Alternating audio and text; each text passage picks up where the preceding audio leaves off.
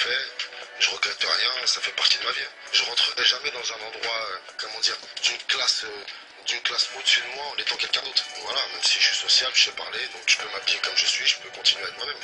Je suis fier de ce que j'ai fait. L'occasion de la sortie de son album, ce sera pas pour tout de suite.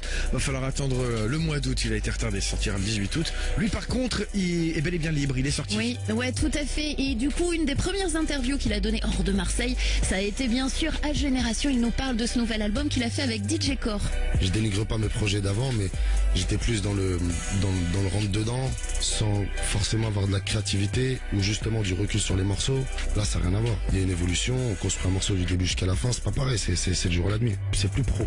Avant, j'avais tendance à faire toujours les mêmes couplets. Enfin, je veux dire la structure du morceau. Tu vois, je faisais beaucoup de morceaux sans refrain. Là, aujourd'hui, je sais que dans mon album, c'est vraiment, il y a de tout, tu vois.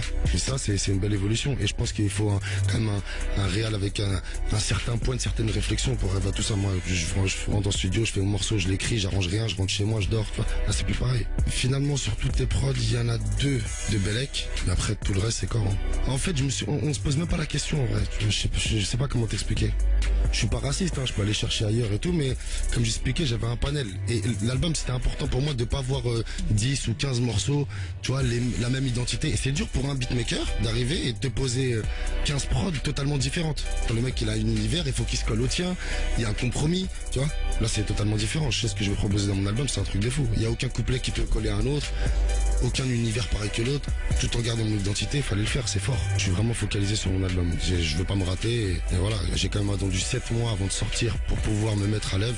Là aujourd'hui, voilà, je suis à fond dedans. Studio de la hip-hop sur la radio, il s'agit de La Crime, Témis. Tout à fait, pour nous présenter cet album Corleone qui sort le 18 août. Il nous en parlait aussi tout à l'heure qu'il a fait avec DJ Core. Et puis dans une récente émission, il parlait aussi de son passé de voyou à La Crime, qu'il dénigre pas du tout. Et dès l'âge de 12 ans, il faisait déjà beaucoup d'argent. Écoutez, qu'est-ce qu'on fait à 12 ans pour gagner ça? Non, c'est pas un salaire, c'est que ça m'est déjà arrivé d'avoir une somme de voilà, c'est-à-dire que t'es très jeune, j'avais faim.